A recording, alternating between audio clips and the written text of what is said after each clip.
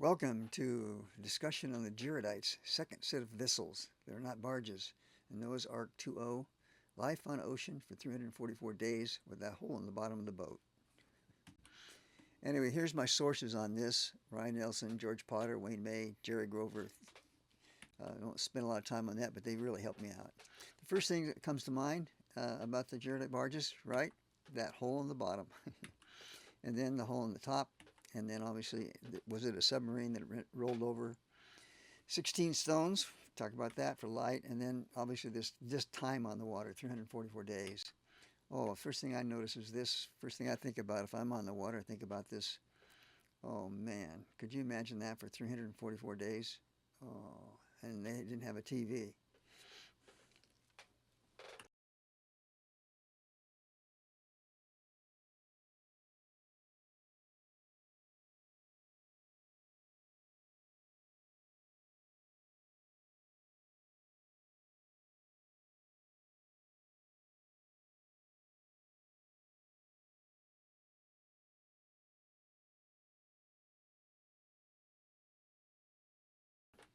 Anyway, they were so excited by the time they landed, they got off. They didn't even they didn't even mark the 344th day.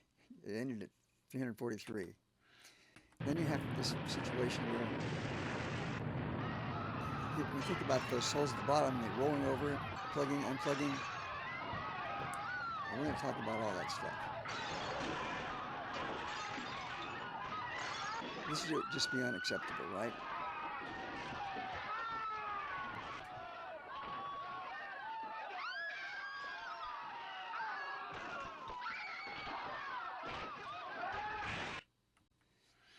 Anyway, first of all, this is speculation. I'm just having fun. And I don't know for sure all these things. I don't know of anyone who does know for sure. But I have gained an enormous admiration for these first Jaredites because of getting into the details of what they actually had to put up with. What started my quest was basically I was thinking about the hole in the bottom, and all of a sudden it came to my mind what would happen. And I'm sitting there saying, I I like to think I figured it out, but I pondered a lot, but I take no credit for actually figuring it. It was literally revealed to me. So let's start. First thing that came to mind was that prepare a vessel to hold fish of the water. So right, if you got a fish aquarium inside of this thing that's holding water, you can't have a lot of movement running around. And they talk about swarms of bees, not just bees, but a bunch of them. They can't be tossed around. So that kind of, I struggled with that. And I've heard just even recently, scholars of the church talking about this unknown thing about these things rolling over. So first of all, I think about those tanks. It's trout probably, some kind of freshwater fish they had to bring back. But bees, swarms of bees, how do you feed them without having some kind of a plant or flower or something inside? Those are all questions I'm still asking. But here's what I came up with. I realized that if you have a sealed container and you have a hole in the bottom, you can push it in the water and nothing will happen. So I had to go prove this. So I get an empty water bottle and just push it in. And sure enough, nothing comes up to the bottom of that hole. Okay, so that was my first understanding. Then I saw Kelly Smith who did this back in 2020, and talk about this idea of a column or whatever you want to put it here, where they have, and see if he has the water out here, where it's level. As long as it's higher than the water outside, you'll have no problem coming inside of it. And you could use that for fishing or whatever you wanted to do. Then I came across this, which was really the length great. of a tree. But So since he says it's tight like under a dish, I'm going to use just like a dish and snap it on here. Leave this side up so you can, see the water. You can go in some really deep stuff and it stays dry inside. And so, hey, that's a pretty good way to go a long ways across the ocean. Now, inside this barge, there probably a false bottom with rocks underneath for the ballast, and then that false bottom be where the animals and stuff were, and then come up a layer, and then probably be where the people were, and you could go down there in that lower section to take care of the animals. Probably where food and stuff was stored down there. All those are good.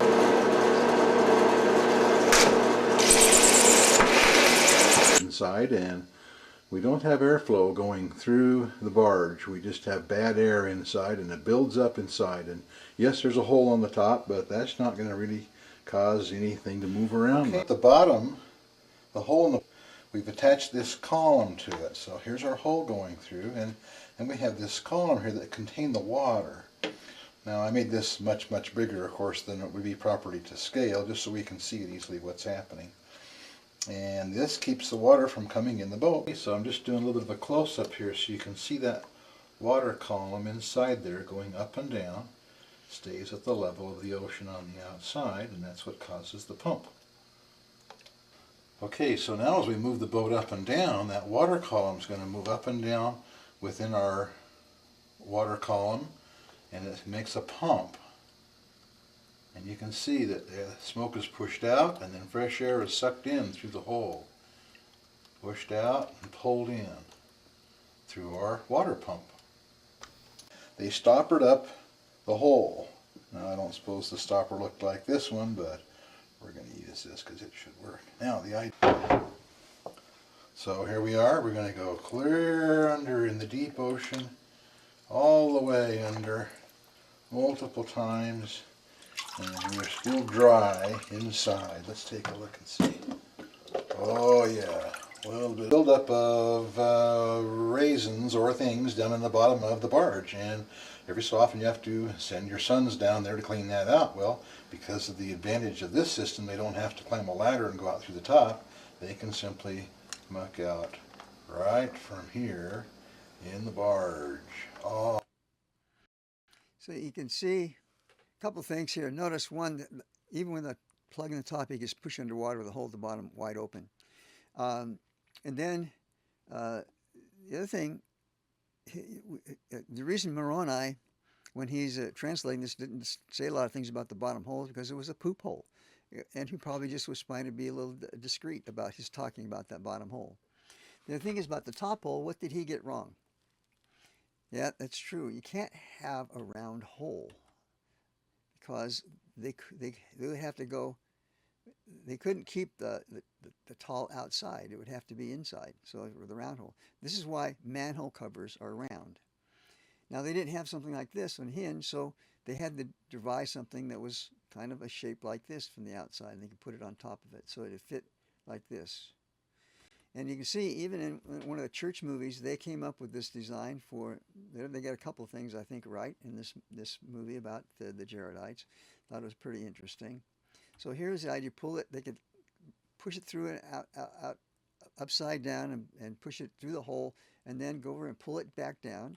And then they could put braces in between like this, run a little 2x4 log through it there, and then come up and put some wedges in it, and pound those wedges in. They could make that top hole seal completely tight when they needed it to, when the big waves were coming.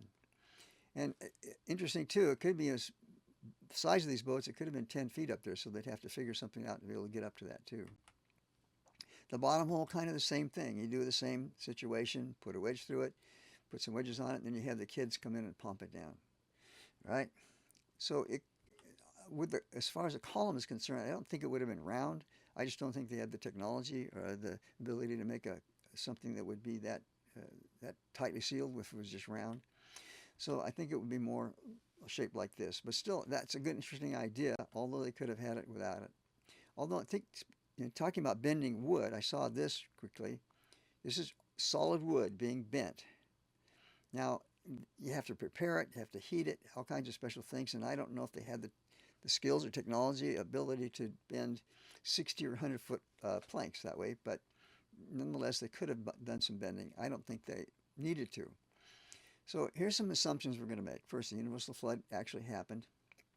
The crust collapsed inward of the earth, and the planet was completely submerged in water. This is a water-based planet. There's no magma. Earthquakes cause volcanoes, so that's not the things that happened there. There's the three cultures. Shem, Ham, and Japheth had not yet divided into the land yet. That happens much later. Jaredites may have included all three cultures. Noah was alive and in town, and Shem, as were Shem, Ham, and Japheth and the kids.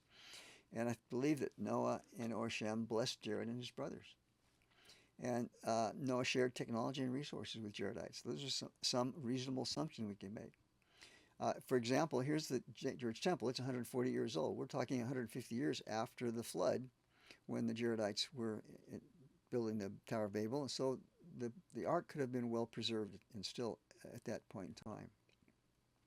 Here's what we do know. The flood happened 2345 BC. That's an easy number to remember, 2345. And the entire crust of the earth was covered in water all at one time. Now think about this. All technology except what they had on the ark was destroyed. All land-based animals, again, except what was on the ark, was destroyed. All land vegetation was decimated, but it was growing back. And because of that, the way it was decimated, became very like fertilizer, basically. So there was a lot of substance to make it grow back quickly. Many sea animals and ocean plants were also disrupted. There was an enormous profusion of dead animals and plants, obviously. So the microbial propagation skyrocketed. And think about this. In a teaspoon of soil today, because of that destruction, there's a billion animals, a little tiny teaspoon, a billion living microbes, and in a single drop of seawater, 500,000 microbes and 100 species. So some things to keep in mind. After the flood destruction, plants regrew everywhere. That happened. But the only place on Earth where there were humans and land animals and technology was in that Mount Ararat area around where the flood was. And then that evolved down to where we think the Tower of Babel may have been, which is in Baghdad today and Babylon, 150 years. So that puts the Jaredites leaving and departing about 2200 BC with seeds, animals, and swarms. Now some speculate that it may have been a couple hundred years more before the Tower of Babel. All of that would have factored into this whole thing too, and could have been. But this is what we know of, basically we're assuming today. The Jaredites were master shipbuilders. We know that because of where they got to where they were. Now here's the area of the country we're talking about. This is what it looks like after the flood, and specifically this area now. See, this is the new way that Turkey's actually going to spell their name, so get that down in your memory. Let's zoom in on that. So we have basically up here Mount Ararat, where the ark essentially ran aground, and then about a month later they were able to get out. And the tower most likely was in Baghdad, that Babylon area. That's what it was. But there's some others that think it may have been up in the Turkey area. Regardless of that, when the Jaredites departed, they went to the valley. They went down to the valley of Nimrod. Something to keep in mind too. In scriptures, it seems like north is down and south is up. Anyway, they went northward into the valley of Nimrod. So here's today a picture of Mount Ararat and this valley where you kind of get an association for that, where that looks like today. Now just real quickly on the three cultures that were existing, Shem, Ham, and Japheth. This is a depiction of where they took off and departed. The cultures matriculated. Ham went down here into the African area. Shem through Europe and on up in that area, and then Japheth up all through Asia. And what we think about the Jaredites is that they were predominantly Shem, but they could have had Ham and Japheth in their mix as well. And they went down this way. So just a quick, I'm not going to go home with all these details, but basically with 8 people on the ark, and if we assume they each had a kid while they're on the ark, because they're on there for a year, that means starting out with 12 people, and you go 150 years, and you might be able to get to 49,000 people, but not much more than that. Again, if it were more years after the flood, before the Tower of Babel, you could have a lot larger population, but that's based on the 150-year calculation. Real quickly back on this one, I just want to talk about this area down here called the empty quarter, which is what's named today, because it talks about once the Jaredites had to gather their animals and seeds and flocks and were in Nimrod, it said that we need to go to a place where man never had been. And that literally, think about it, other than the heartland and Babel, nobody lived anywhere else on the earth. And the heartland had been decimated. So literally going to where no man was could have been anywhere on the planet. But this, speaking about, you saw from that previous slide that they went up towards Seattle was kind of the last route. If they did, here's an interesting speculation again. And if they had Ham with them in their descendants, Ham could have departed down south from that place of departure, and that would have been accounting for the Amalek, uh, the Olmec civilization, the first civilization in the Mesoamerica area. And going north, you have Japheth going up here, and this Uluk people, Uchi people, where Japanese and Koreans kind of came from. And then you had the Shem factor, which is basically Jared and his brother and family into the heartland. Again, more speculation. Here's where Unible kind of put the route. This is basically Lehi's travel down here, but here's where he has them going, ending up over here in the shows. That's kind of like Beijing, I think, if you look at it that way. What's unique about being on this over here is you got the Marianas Trench, which is in here, which is the great deep, the deepest part of any ocean. And then from here, they could go to Peru, Mesoamerica, or get up to Seattle. So any choice you have from that departure point. I like what Nelson has done. He has them coming from here, Persian over here, and I really like this place being Shanghai. One of the reasons I like Shanghai is because I'm doing some research, and look at this. There's an old barge artifact in the Shanghai Harbor in China. Still there today. So there's some artifacts that could be hanging around. And speaking of barges, when we think of barges, this is kind of what we think about. Something that's just open and having no steering, but that's kind of a different take on it.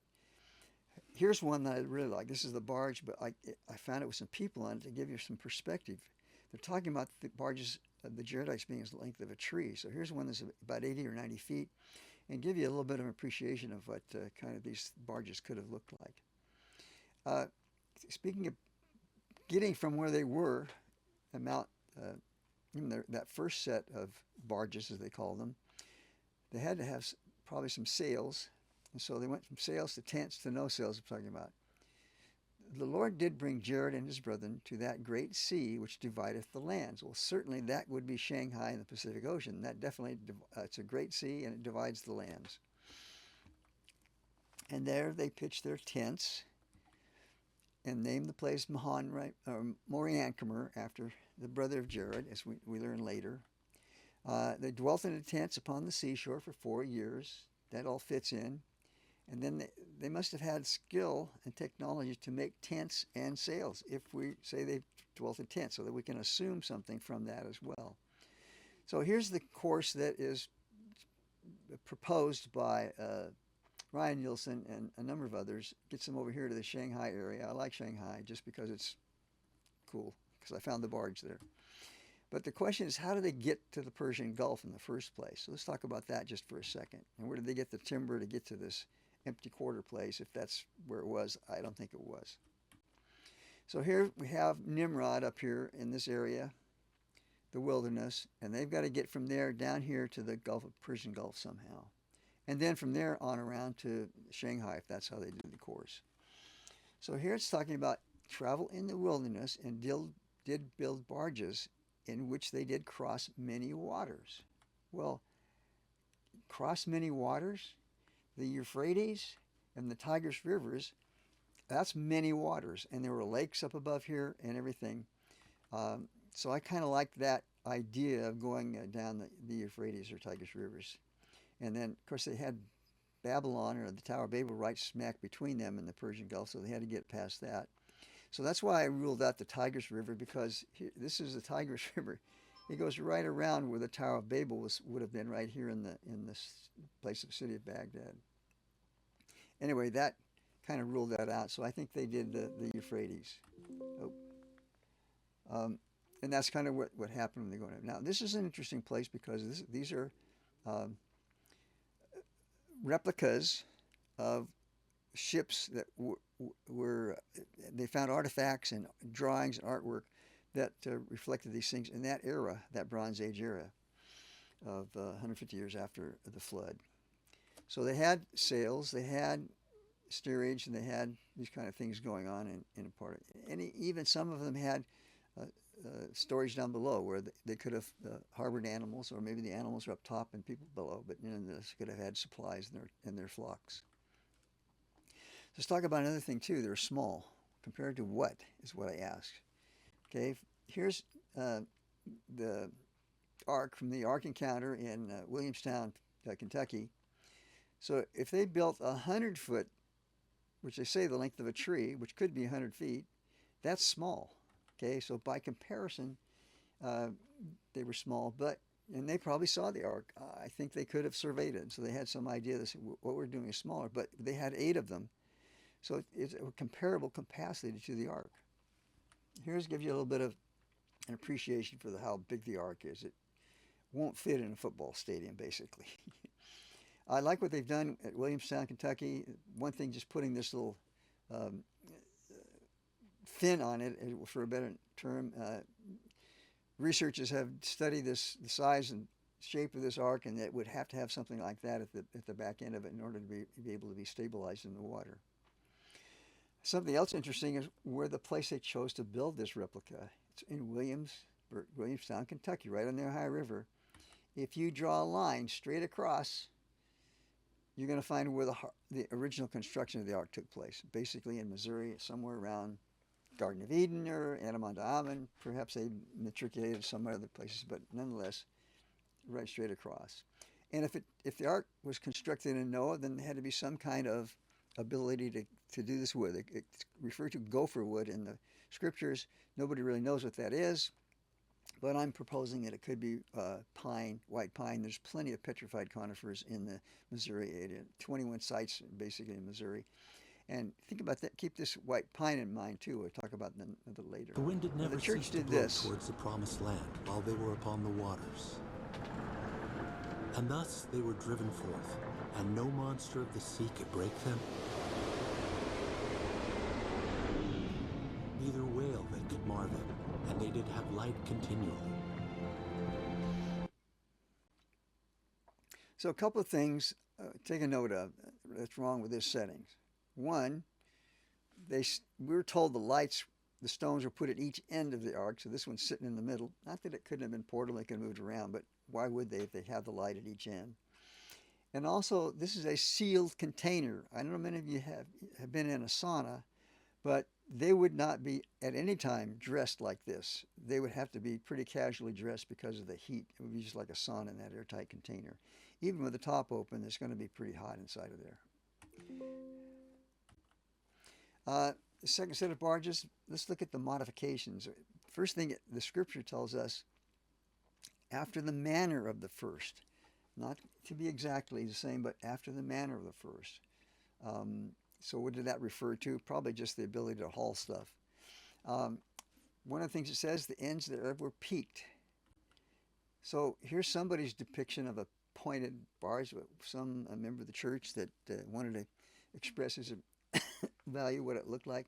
Here's the whole top, door inside.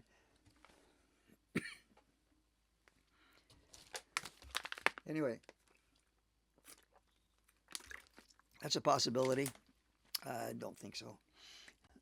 Here's when you think of peaked, we think of something like this as well. But if they had bigger logs, this may be something more in the line of what a peaked thing would be. Then I saw this. Excuse me. And I thought that it might be better.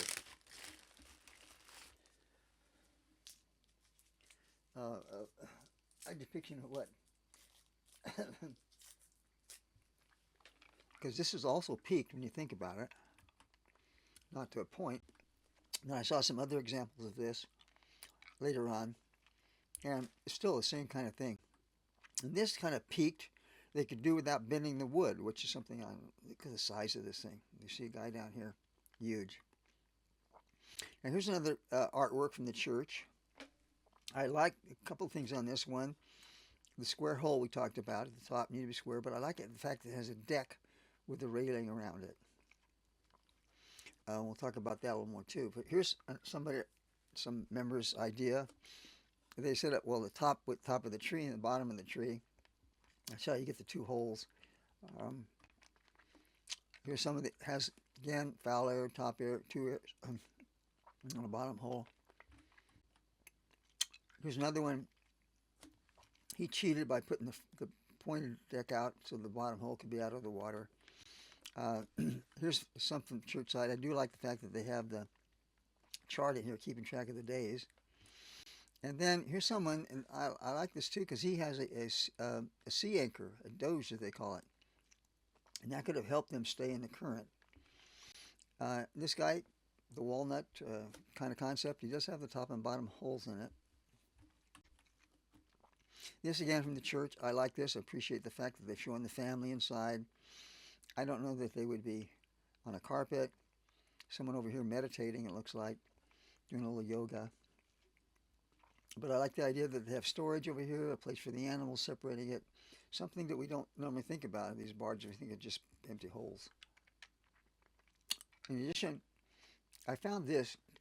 This was done in 1941 in the improvement era.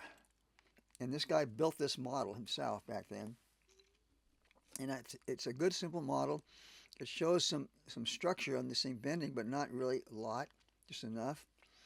You got the square hole for the top, showing a deck on it, and then showing below deck, and obviously there'd be another deck below that as well.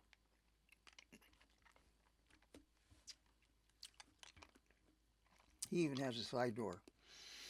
One of the first questions you have to ask is, they got to build these things up off the ground, and then they have to be able to get them into the water.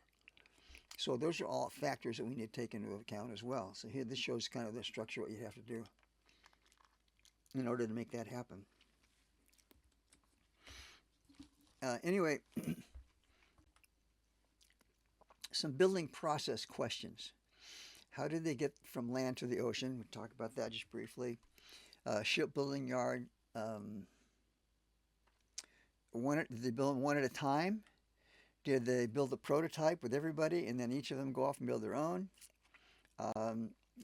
How did they get them to the water? Here's an example of something they could have done. And that's a lot more people than they had, I think. But then there's this option. Think about this. They had all kinds of animals. Think about this. In the first place, getting the logs there. And you question this? Well, think about this. This was a stone found in the Burroughs Cave, Illinois, that dates to this time period, showing an elephant pulling something. Pretty much like that previous picture we just saw. Anyway, that's an interesting thing.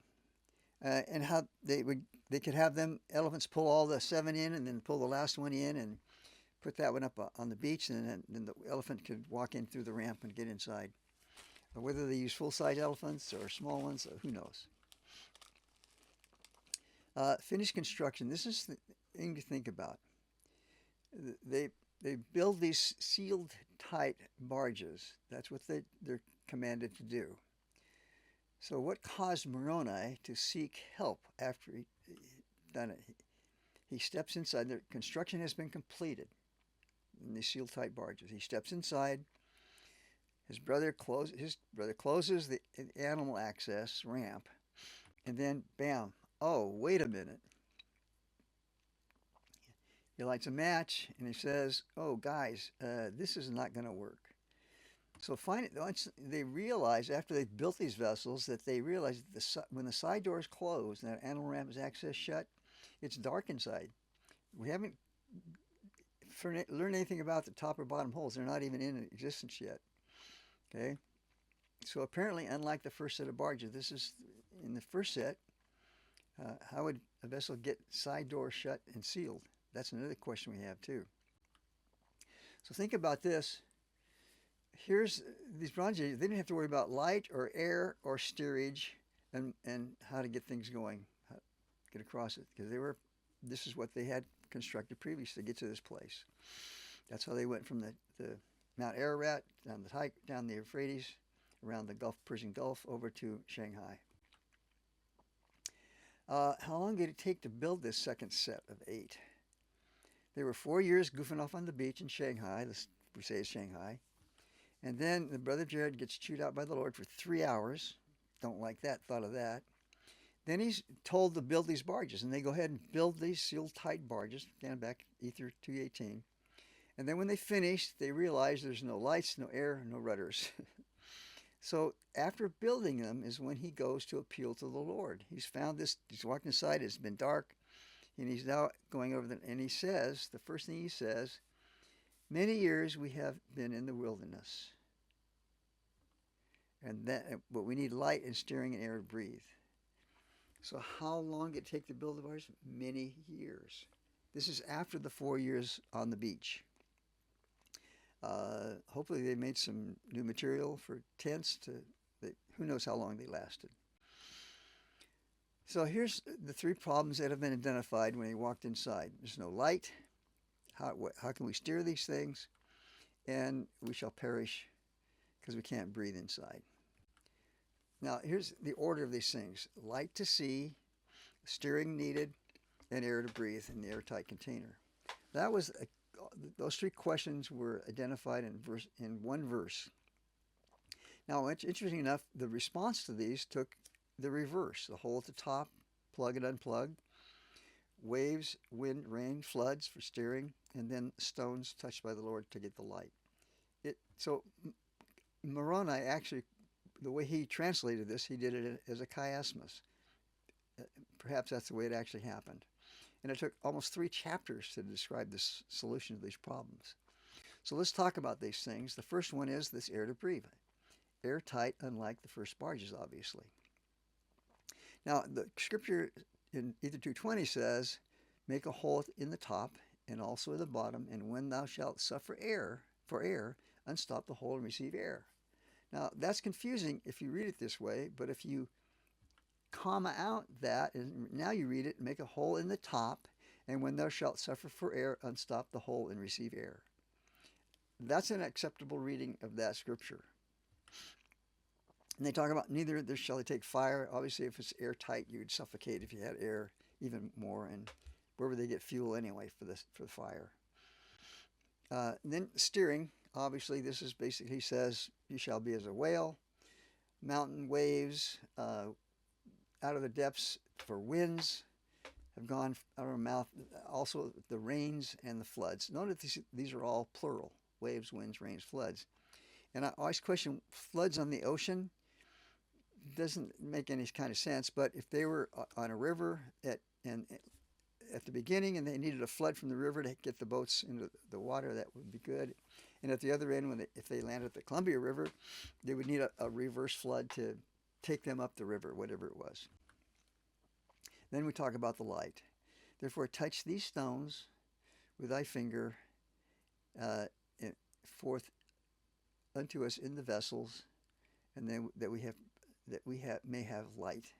So this story is probably the most wonderful story where he actually sees the finger of the Lord touching these stones, and first person ever to see the actual flesh, the Lord in the flesh. The second set of barges. I have prepared the vessels for my people. And now, interesting, he's calling them vessels. And another thing, it says, tight like unto the ark of Noah. This is why the fact that statement's in there tells me they probably had an encounter with the ark itself and saw Noah. They were there. Noah was alive. It just makes sense that would have happened. And that's the last time they are referred to as barges. They only said like unto the barges. From now on, they refer to them as vessels. And we talk about these specifically. They were small, they were light upon the water, lightness of a fowl, exceedingly tight, hold water, ends were peaked, the length of a tree, and the door shut tight like a dish. So that means that we're not talking about those holes now. We're talking about just the construction that took place in the first place. Small and lightweight like a duck, length of a tree, airtight, would hold water, peaked. With both ends peaked? Doesn't matter, just says ends peaked. The door on the side, basically. Again, we're not talking about the top and bottom holes. That was a post-construction insight. Now there's 8 vessels. We learned that. The number of the 8 is 8. This is in Ether 3:1. And we learned that the vessels carry fish of the waters.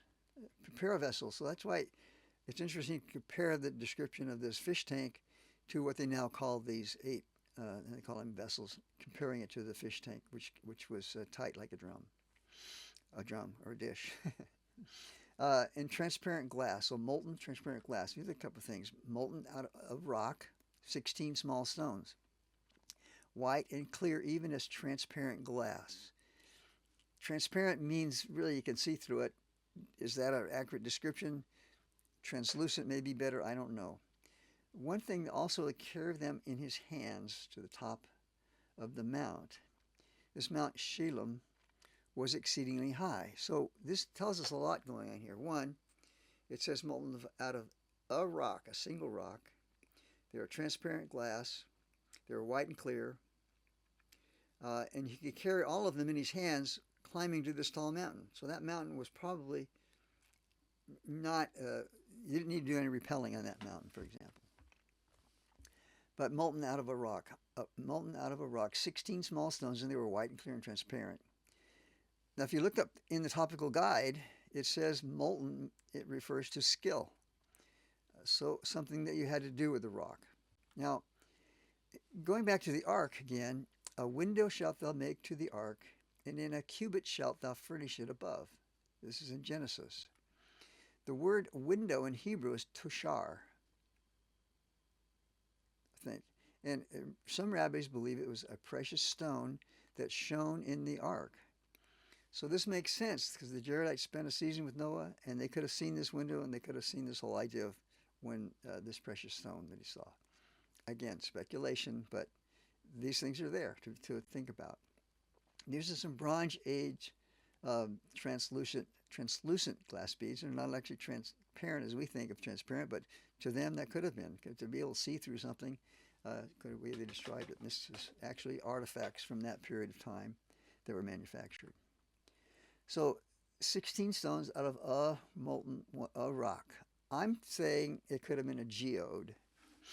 And then he heated or molten the rock and then sprayed some water on it and cracked it open.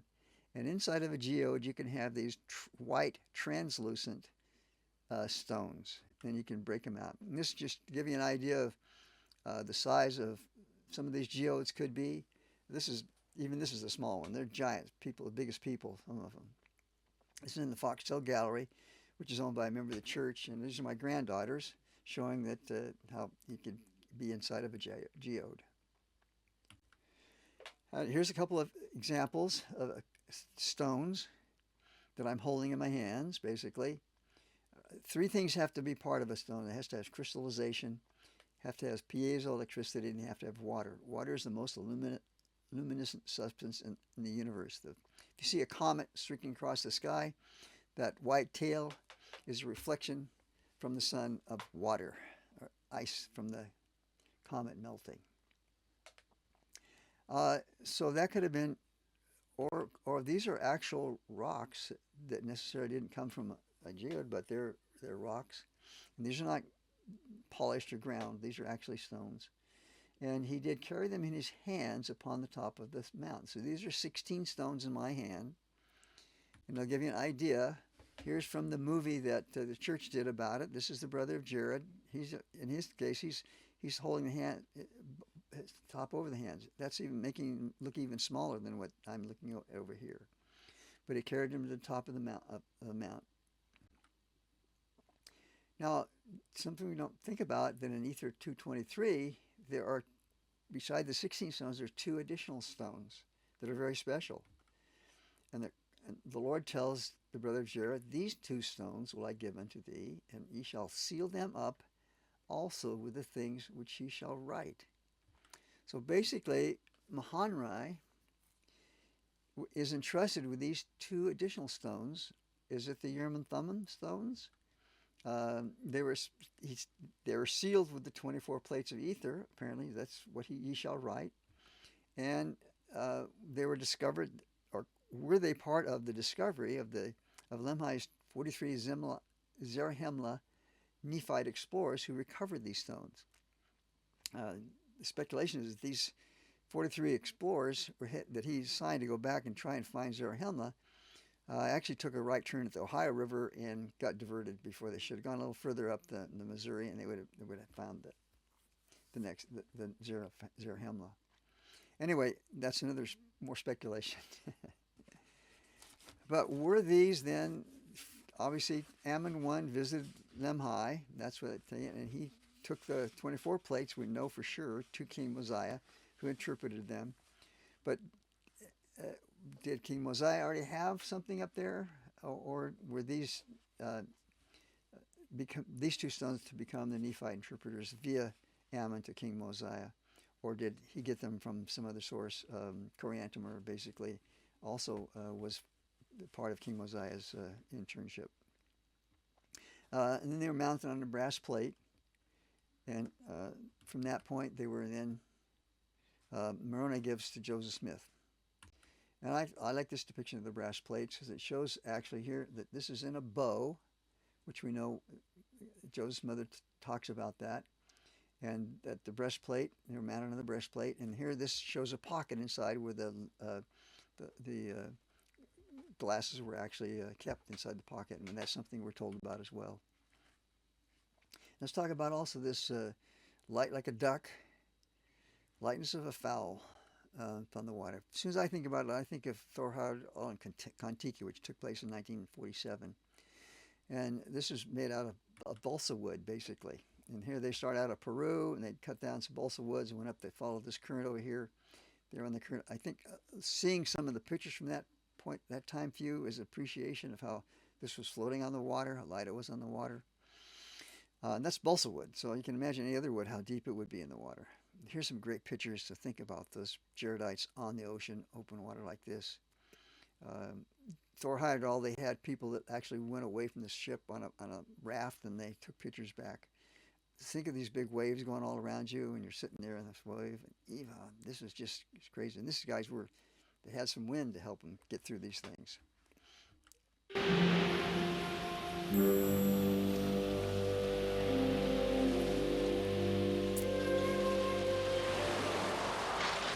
The waves are enormous. They come all the way from South America, and always with one direction.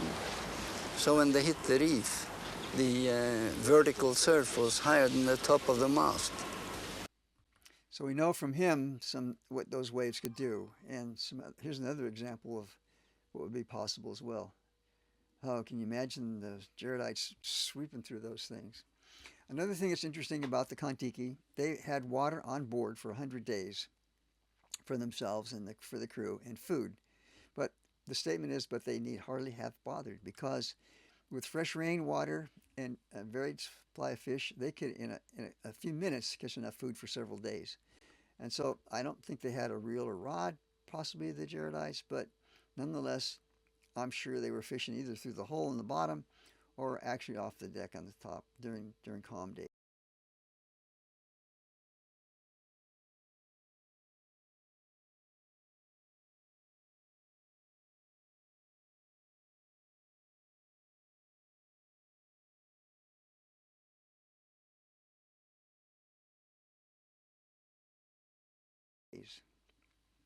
I want to talk about the balsa wood. This is something that's important to know. Where there's balsa, actually the next lightest structure is the white pine we talked about. It's next closest in Missouri. Mature balsa wood tree grows to 90 to 100 feet tall and be 3 feet in diameter, and it can grow a mature tree in 6 to 10 years, which is important because we only have 150 years after Noah, so there could have been a lot of these trees around. Here's just a chart that shows all the different densities of trees. Obviously the balsa is the top, and then you get the white pine down here. It's really close, almost literally next to us. Bamboo is the only thing that would be slightly lighter, and that's kind of a hollow wood. This is interesting. This is from a movie of Thor Heyerdahl's grandson, who replicated this trip, and we made a movie about it too. But I want to show you these balsa wood trees. Ja, nu kommer han. Fy fan, perfetto!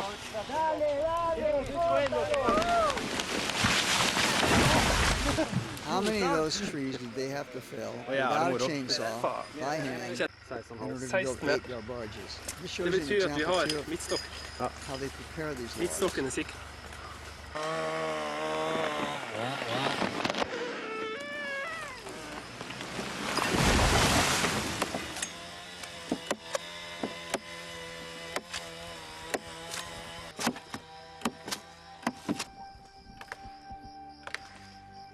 So here's an example of what that looks like and how light, give me an appreciation for what they are and how they can structure these logs. Isn't that awesome? This next picture is even more dramatic. That's a real life, this is not fake, this is not AI. That's how light those trees are. Now, here's a picture from a video that the church did. I'm pretty sure they didn't have 12 by 2 planks, 2 by 12s planks of wood. I mean, you look at the structure behind them here where they were living, and then you go to this for the building of the ark. I don't think so. Anyway, something like this is possible where they could have get the flat surfaces so they could be able to glue them together to make them tighter. I bet they wish they had this kind of stuff. That's awesome stuff. Anyway, probably didn't have it. The other thing to realize is that they were not under the water for the 344 days. I would say 90% of the time it was smooth sailing. They're on top of the water, and they were collecting water, rainwater for the humans, animals, and whatever plants they may have had on board. They did some fishing. They hung the laundry out to dry. They may have had some solar ovens out of rocks or something up, so they could have had up on deck making bread. Who knows? They were sunbathing, exercising, kids' playtime, and those ladies who were pregnant were up on the deck as well, enjoying this calm weather and the beautiful ocean they were traveling on. They had to have had that. They would not have been able to survive otherwise. I can't believe it. Kids up on deck playing around, goofing off, having some fun, being pirates. So let's talk about the side door a little bit, this ramp, and the fact that they could have had a little different construction. This is obviously Noah, we know, had a side door. A couple things to note about it. One here is, I like this depiction because it has dinosaurs going in with the other animals. Or was that the case, or was this the case, where Noah sitting over here with his little umbrella and leaving all the dinosaurs behind? I think there's maybe some combination of it.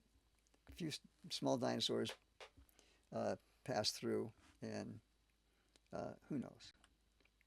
The side door. Noah hauled all the animals from Missouri to Mount Ararat. We know that. The door of the ark shalt thou set in the side, and the door shut tight like a dish. This is in the Jaredites' barges. So the Jaredites transported animals back to America, basically. So that ramp was to load animals and supplies. Now, Noah locked his family inside, and the rising flood lifted the ark, and they that went in as God had commanded him, and the Lord shut him in. So somebody, according to Noah, he's inside, somebody had to seal that door from the outside in order for it to be watertight from the outside. So my speculation is that his granddad, Methuselah, we don't know of anything that happened to him up until the flood, that we don't actually have a death date for him. I just speculate that he was probably hanging around there, and that he could have been the one and did this job for the Lord to seal that door outside. And he probably had a crew. The Jaredites sealed the ramp, and then they had to do the same thing. That ramp had to be sealed, but they could seal all of them, and then they would enter from the top hole, because that's why it had to be a little different structure, that top hole. The door shut tight like a dish. We know that. So they got in and waited for flood high tide, or did they push themselves into the channel? Anyway, I want to talk briefly about some pre-flood artifacts and evidence. This is called the Clovis culture, and these were the inhabitants, basically, from Adam to Noah. 1,656 years of civilization that took place in the heartland. What was happened back in the 1930s, in Clovis, New Mexico, they discovered a fossilized woolly mammoth with a spearhead, which is a pretty good indication that it was killed by humans. Then in 2016, they found another mammoth, same thing. And back in 1968, they actually found the remains of an infant, and it looked like he had been fed mammoth and camel meat. Now, what makes this a culture unique is these fluted areas on these spearheads to show that this was in a more advanced culture than the culture that inhabited it later, which would have been the Jaredites. Now, there have been over 10,000 Clovis points discovered throughout North America, 1,500 different locations, from Florida, Montana, Pennsylvania, up to Washington. If the Jaredites came into Seattle, that makes sense too. Some as far south as Venezuela. Now, that's an interesting thing to think about. here's the world as we know it today. You have United States, Eden, and Mount Ararat's across the water. This is after the flood, but before the flood, it was this way. Eden was here, of course, in the United States, and Mount Ararat was over here.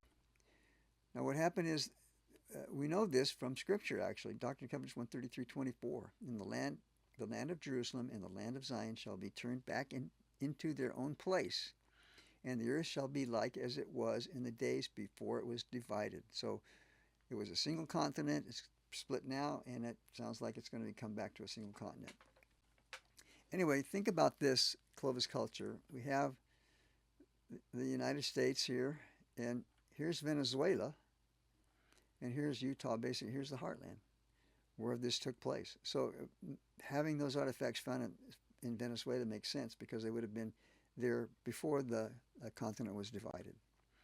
Earth divided, we talk about this too, just to go over this quickly. Peleg, it says in Genesis 20:12 that he was born 100 years after the flood. For in his days was the earth divided. Well, that's talking about genealogy. Yes, the three sons of Noah divided and split up all over the land. And this basically, we talked about that earlier, where they went to Asia, Africa, and Europe. And this was after the division of the languages. The Jaredites left before this happened. So the earth was divided geologically by the flood. Passengers and the Jaredites, just real quickly, I'm not going to hold calculations, but Brother Jared had 6 kids, Jared had 6 kids, and they had about 40, 50 family members. So I'm estimating there were 58 people, passengers crossing the ocean, which would give us, if we had one family per vessel, which makes sense, they had about 7 passengers, or some may have had a couple more, but there were extra 2. Anyway, as far as population of the Jaredites, 2,000 years, starting out with 58 people. You do the math, they can get up to 2 billion population. Obviously, just the next to the last battle alone, they had 2 million men killed and 5 million total men, women, and children. So there was a lot of people in this culture. Just a couple of quick questions to think, parting thoughts to think about. What technology, documents, scriptures did they take on the skills they had to have? Tools, spinning wheels, looms, pots, pans, microwave, utensils, weapons, plows, a harness, wagons, wheels, billows, containers, clothing. They had to think of all this stuff to be able to be prepared and survive. Nothing was left when they landed at Mount Ararat. 1,656 years of technology development. The Clovis culture artifacts indicate that the family of Adam was more technologically advanced than the Jaredites that followed in the United States. This is just quickly from John Pratt. This goes through all the things. You can go back and look at this and go through all the days, pause this, and go through all the things that happened with the different things with Noah's Ark. Unanswered questions. You can look at all these too later. I don't want to go through them all, but basically, just these are interesting things to still up for discussion. Unanswered questions. One I have is, how did kangaroos and duck-billed platypuses get to Australia? Anyway, here's some journeys by different people. This is one we talked about. This is Ryan Nelson from Firm, going from Persian Gulf over to Beijing or Shanghai. I like Shanghai. This is basically, this route for the Lehigh has pretty much been in evidence now. We've actually had the Phoenician ship that's being now reconstructed in Montrose, Iowa, that they actually made this voyage, and they've actually done it. So we know that pretty much happened. The Mulekites perhaps went up through this area. I kind of put them in a different direction. I think they went up because we have some evidence that King Zedekiah's family was in Ireland, so they went back through the Lawrence River route. But here's another route that would come up. Some of the Mesoamericans have them coming this way and then down to Mesoamerica. That's interesting because they left from Alexandria. That's where they parted to. And just interesting things from these places. Think about, we don't know what happened with all the Lamanites, the ones that are unaccounted for, that were still hanging down in the Gulf of America. They could have crossed the ocean and made trips and helped populate some of the islands of the Pacific. These are the voyages of Columbus. It only took him 69 days. So this route isn't favorable for the Jaredites. Not likely, I don't think. And these are all his voyages. This is one that Jerry Grover thinks, because he's a big volcano guy. he's great. I think he's got some tremendous research and a very sincere guy. And he has them coming up around here and then coming through this is the dividing of the water here and then ending up in the Canary Islands. And that's where they spent their 4 years. The volcano mountain there is the tallest one in the Atlantic, so it's a good candidate for Shemlin. But I just don't think they went that way because in order to get from Canary Islands and be 344 days, you have to stop several times on the way, and I don't think they did. This is the final shot. Just think about this map. This is kind of the parting shot that Ryan Nelson's put together, and this is what he thinks is the basic route, and I think there's some good evidence to here. So thank you very much.